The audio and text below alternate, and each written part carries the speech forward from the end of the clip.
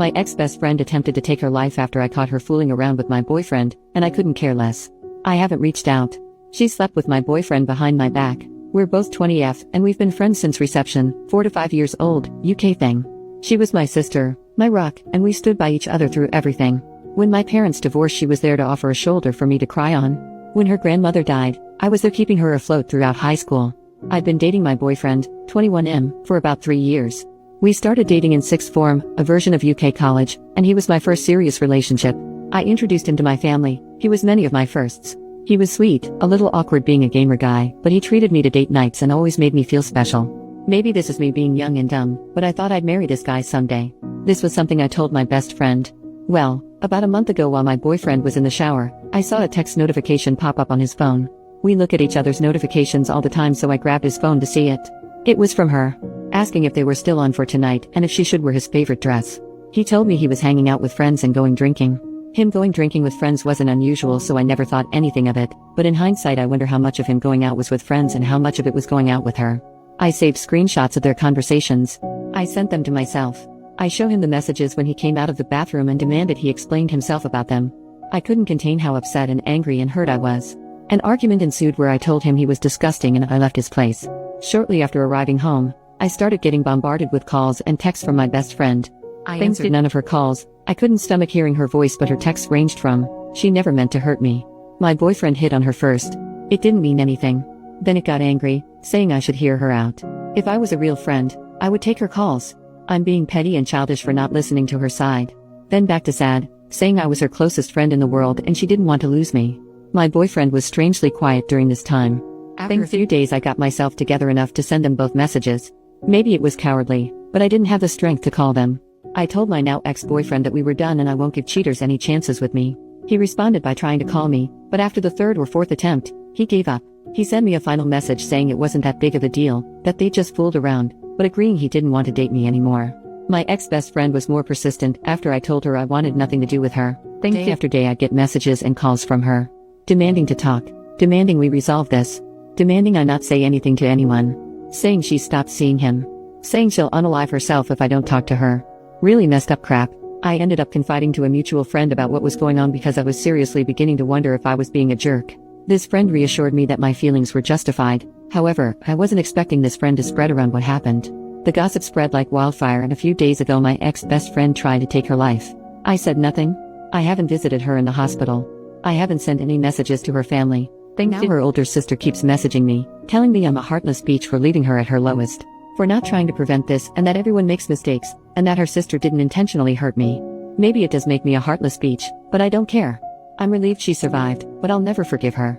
I'll never forgive her betrayal. She destroyed our friendship when she slept with my boyfriend. Update, 1 month later, hey again. It's been a while. First I want to thank everyone for all of their comments and support.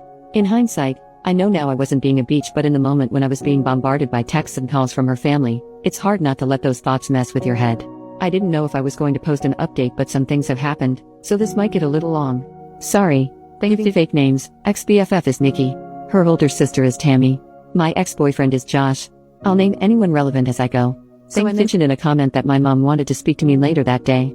I had a few replies warning me that she would try to pressure me into forgiving Nikki, and they were right. She came over to my dad's that evening and wanted a conversation in private.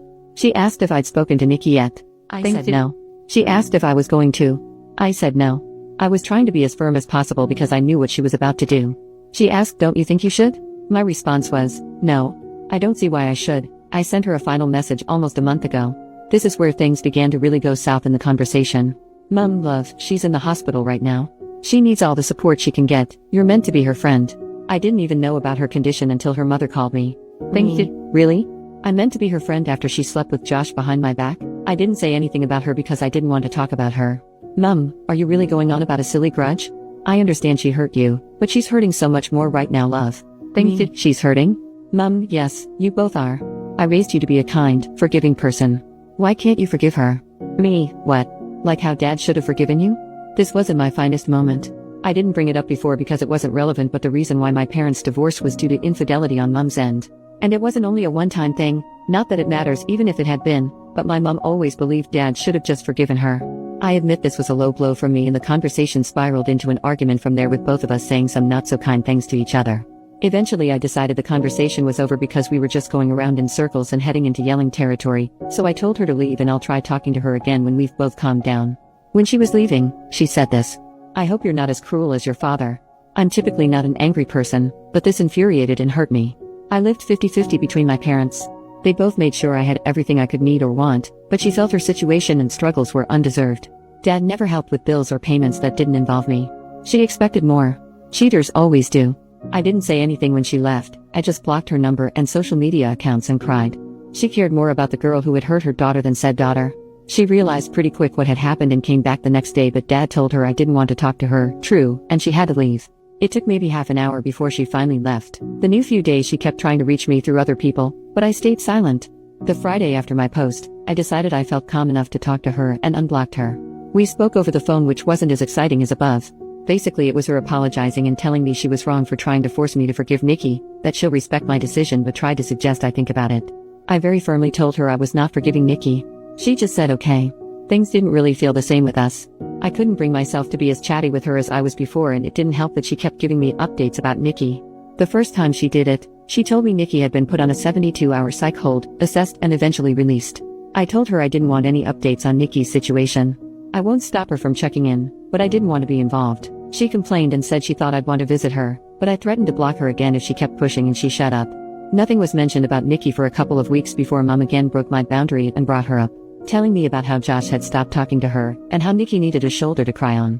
I again told her I didn't want to know and this was her last chance not to bring her up or I would cut her from my life for good. She complained again but eventually promised it wouldn't happen again. Maybe I should have learned from my mistakes because I know my mother. She doesn't take no for an answer. It was really quiet for a while.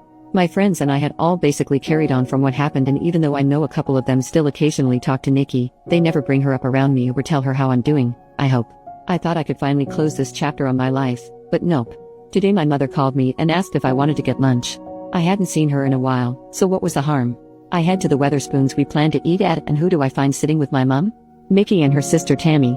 As soon as Nikki sees me, she gets up and tries to hug me, but I just raise a hand and take a step back, and this girl has the audacity to look upset. Mom immediately knows she's messed up because she's scrambling with all of the excuses. "It hurts to see you two fall apart like this. You were so close. I thought you'd forgive her by now. And my favorite, she made a mistake. She misses you." During this time, Nikki has been quiet and I can see Tammy's glaring at me. I'm just so freaking angry and upset. I honestly didn't think she'd pull something like this. I wanted to leave and cry, but I looked at Nikki and said, for someone who's made a mistake, she sure hasn't apologized for it yet. She had this guilty look on her face and muttered something about me having her blocked and having no way to. I said, "Is that really all you have to say?" And she just looked at me confused. I was done. I turned to leave and her sister started yelling after me, saying that I owed Nikki a second chance with all the trauma I put her through, while Nikki was begging me to just listen to her and talk to her. I told them all to F off and never contact me again and left. I managed to get out of there before Tammy started a fight and went home, where I sent my mom a text a while ago telling her she'd better lose my number because she no longer has a spot in my life. Then I blocked her and just cried. My dad's been doing his best to comfort me, but it just hurts so bad that my own mother did this to me. So that's where things are at right now. I'll update if anything else happens, but this whole situation really freaking sucks. New update, 16 months later. Hey there, everyone. I'm the girl who made my ex-best friend attempted to take her life posts. I didn't think labeling this post like that really fit. I first want to apologize for taking so long to give you an update and to also thank you for your kind words. I've not been able to reply to many messages, and I've had a lot, but I've taken the time to read through every single one. I appreciate every single one of you. This Christmas has been amazing. I spent it with my family, with my dad. I went out Boxing Day night with my friends to party hard and regretted harder the following day. I'm in a much better place than I was back in December 2023. That's kind of why I struggled to give you all an update, because around Christmas and New Year's of 2023 I was not in a good place. I really needed to focus on myself and work on getting myself in a better place. As of January 2024, I have been no contact with my mother. Unfortunately, I've seen her since then, and I've done my best to avoid talking to her on the 3 occasions I've had to be in the same place as her. Not out of choice, mind you, but it is what it is. During Christmas 2023, she had expected that I was spending it with her and her side of the family. Given the events at that time, this was obviously not happening, and my dad told her as much. She lost her mind. She refused to take no as an answer leading up to Christmas. To the point Dad and I left for my paternal aunt's house on Christmas Eve to spend the night there. According to a neighbor, my birth giver showed up pretty early in the morning to catch us leaving, but was irate to learn we already weren't there. Thankfully, my aunt had moved house quite recently, so my mother didn't know the new address. But we came home to parcels completely destroyed on our porch the following Boxing Day. There was even a Christmas card labeled to me, but inside was a horrible letter from my mother, describing me as the worst daughter on the planet. That honestly destroyed me, and I spent New Year's a mess. It's difficult cutting off your own mother. I spent half of January of 2024 trying to fix things with her, but it came to a head when I realized I was the only one forced to compromise. I finally cut off contact, and it's been that way since. There's been more between then and now, but I think those are incidents I'll post on my Reddit page or in the comments of this post to prevent it from getting too long. In terms of Nikki, I've heard she's doing better. We've not spoken since my mother's lunch escapade, but she's found a job and, according to a mutual friend, found a new circle. Despite everything that she's put me through, I'm happy for her. It's almost 2 a.m. here in the UK, so if I suddenly stop responding to comments, I've fallen asleep.